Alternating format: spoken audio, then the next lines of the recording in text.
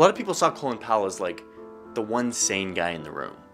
And so here at the UN, when he's drinking the Kool-Aid and backing this intelligence, a lot of people got on board. By October 10th, 2002, the US Congress was fully on board. Almost all the Republicans in the chamber, as well as a sizable group of Democrats, voted to authorize the US to use force against Iraq. Senate Joint Resolution 45 to authorize the use of United States Armed Forces against Iraq.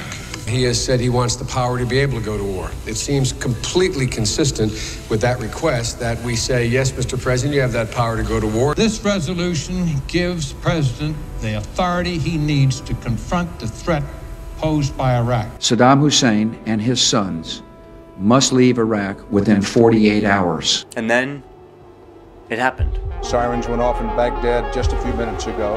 An air raid is in progress over Baghdad. Explosions in Baghdad. Our nation enters this conflict reluctantly. We did have a report that an estimated 30 Iraqis surrendered at the border.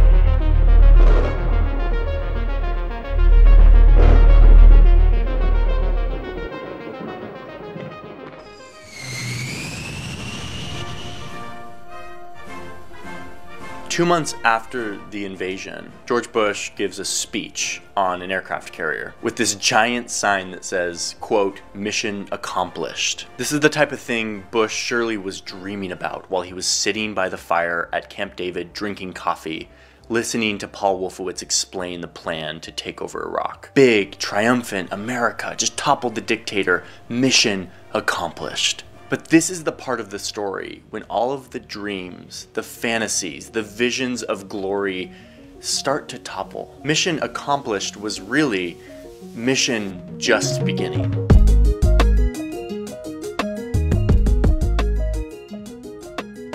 One of the first things that the US did when they took over Baghdad was they dissolved the huge Iraqi military. They just said, no, we don't want you anymore, all of you commanders and leaders, soldiers, you're out. We're gonna start fresh. In typical simplistic thinking of these visionary leaders, the idea was that doing so would allow them to start totally fresh with a new army completely rid of any sort of influence of Saddam Hussein. So now you have a bunch of ex-Iraqi army members who are angry at the United States and unemployed. Oh, and all of them have extensive military experience. There is a large number of former Iraqi soldiers that are unemployed now.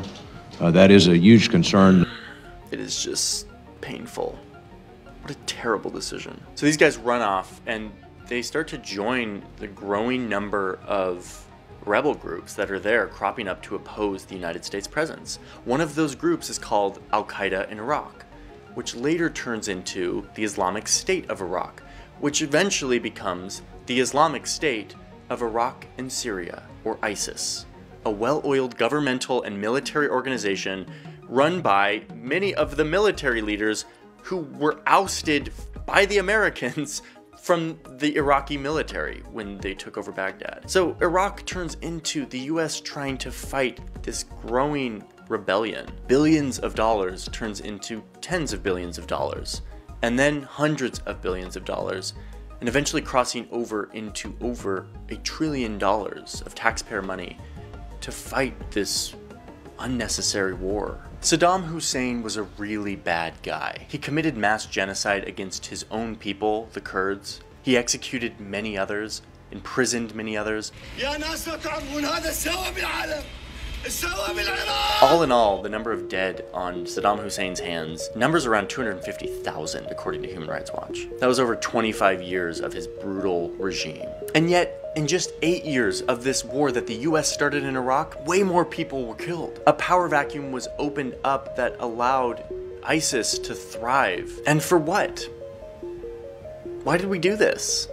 How was this worth it? I really believe that in the aftermath of those towers falling, this group of guys began constructing a story for themselves, a fantasy. One not grounded in real facts from intelligence, but one grounded in fear, in a desire to be the hero, in the messianic complex that always infects the powerful. That fantasy trickled down and spread to other people in power, leading us into one of the most catastrophic and unnecessary wars in modern history.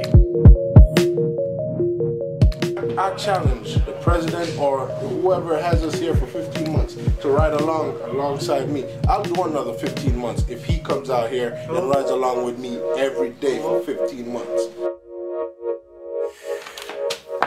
Oof. Saddam Hussein, George Bush, Paul Wolfowitz. What a story. What a story. Yeah. Anyway.